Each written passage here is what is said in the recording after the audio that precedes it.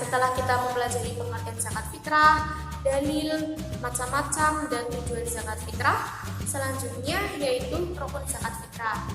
Jadi rukun zakat fitrah itu ada 4. Yang pertama, niat. Yang kedua, ada orang yang memberikan zakat atau yang biasa kita sebut dengan muzaki. Yang ketiga yaitu orang yang menerima zakat atau yang disebut dengan mustahik. Dan yang keempat yaitu ada barang atau makanan pokok yang dizakatkan. Setelah rukun zakat fitrah, selanjutnya itu syarat wajib zakat fitrah. Syarat wajib zakat fitrah itu ada 4. Yang pertama, Islam. Yang kedua, orang tersebut ada pada waktu terbenam matahari pada malam Idul Fitri. Yang ketiga, orang tersebut itu memiliki kelebihan makanan. Dan yang keempat, yang dizakatkan itu berupa bahan makanan pokok di daerah setempat. Nah, selain itu, ada waktu-waktu kita mengeluarkan zakat fitrah. Ada waktu diperbolehkan, diutamakan, lebih baik, dan yang keempat itu waktu yang tidak diperbolehkan zakat fitrah. Yang pertama, waktu yang diperbolehkan zakat fitrah yaitu pada waktu awal bulan Ramadan sampai akhir bulan Ramadan itu diperbolehkan. Kemudian yang kedua, waktu yang diutamakan. Kapan sih waktu yang diutamakan kita untuk mengeluarkan zakat fitrah?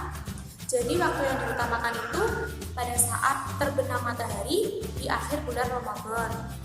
Yang ketiga, waktu lebih baik kita mengeluarkan zakat fitrah pada saat kita setelah sholat subuh dan sebelum kita melaksanakan sholat Idul Fitri, itu lebih baik. Dan ada waktu yang tidak diperbolehkannya melaksanakan zakat fitrah, yaitu setelah kita melaksanakan sholat Idul Fitri, kok kita baru melaksanakan zakat fitrah, itu tidak diperbolehkan. Jadi itu nanti tidak dinamakan zakat fitrah, namun dinamakan dengan sedekah.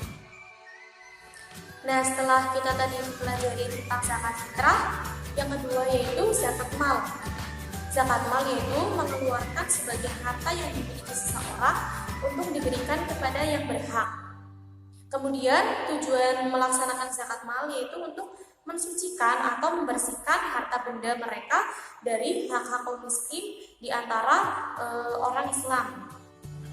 Kemudian syarat wajib zakat itu ada 2 macam. Yang pertama yang berkenaan dengan orang yang zakat, yang kedua yang berkenaan dengan harta yang dizakatkan. Yang pertama, orang yang zakat itu harus beragama Islam.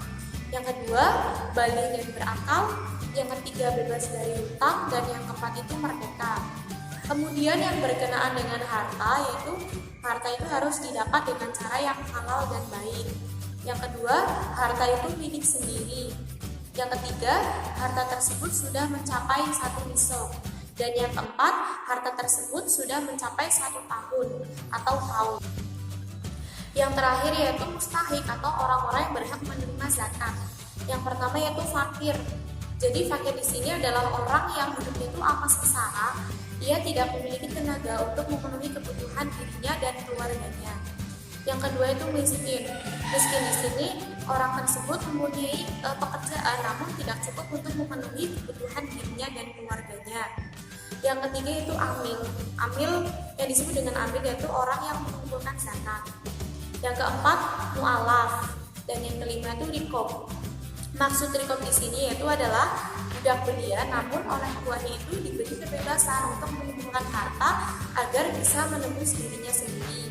Selanjutnya itu ghorim atau orang yang berhutang namun hutangnya itu bukan untuk maksiat.